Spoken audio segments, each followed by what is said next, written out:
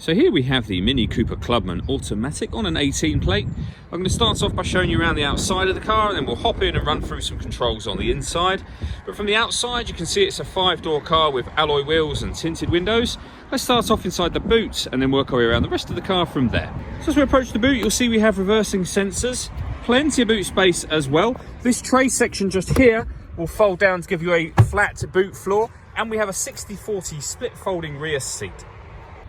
Okay, so we're just going to work our way back round to the front of the car, and then we'll hop in and run through some controls on the inside. But now that we've done a full circle of it, you can see it's in excellent condition the whole way round. Just briefly before we climb in, I think it's while we're seeing the interior from this exterior point of view, there's plenty to run through on the dashboard, so let's hop in and we'll do that right now. Okay, now that we're inside the car, we're going to start with the dials. On the left-hand side, we have the rev counter, we have the speedometer in the middle, and the fuel gauge on the right-hand side. Also in the middle there, you'll see the total miles for this car, which are 22,718. You can change the information that's displayed above that by pressing a button on the end of the indicator stalk. You can, if you wish to, for example, have a digital readout for the speedometer that you see being displayed now. If we back out to the steering wheel, on the left-hand side, we have cruise control and speed limiter, and on the right-hand side, we have stereo and phone controls, including voice activation for the phone. So you can hit that button, ask it to dial anyone in your contacts list, and it will do that for you without you having to take your phone from your bag or pocket. That is, of course, once you paired it up, and that is done on the touchscreen over in the center. Hit the phone icon, then hit manage devices, and then connect new device. You can go back a page and back a page again from here, or you can do all of the same things using this dial here, which of course when you're driving is far easier because you don't need to be really looking at the screen in order that you operate this properly. So you'll see this car has satellite navigation. There is a full video that shows how this works that can be found both on our website and also on our YouTube channel as well.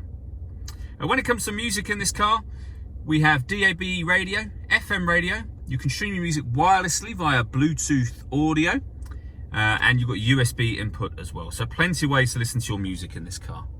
Working our way down, we have dual zone climate control. So you can independently adjust the driver and passenger temperatures, the fan speed up and down from here. You can determine where you'd like the air to be distributed with that button just there. When you're happy with those settings, that's how you turn the air conditioning on. Or you can hit auto, and the car will do all of the work to maintain the temperature that you've asked for. To override it, just press the auto button and you'll go back to whatever settings you had it on previously. This car's also got heated passenger and driver seats as well, both with 3 different heat settings each. Down the bottom here, we can put the car into sport, mid or green mode. If I press that up and show you on the screen, we are now in sport mode. Go down one, we're in the car's everyday driving mode, and at the bottom, green mode. Next to that, we have traction control. You can turn that off. This tab starts and stops the engine, and this one turns off the stop and start. This car is designed to cut out when it's stationary in traffic to save you fuel. You can turn that off from there. Beneath that, we have a 12-volt charging socket and the USB input for your music, the gear lever for the fully automatic gearbox, and then lastly, the buttons I mentioned a moment ago, and an electronic handbrake.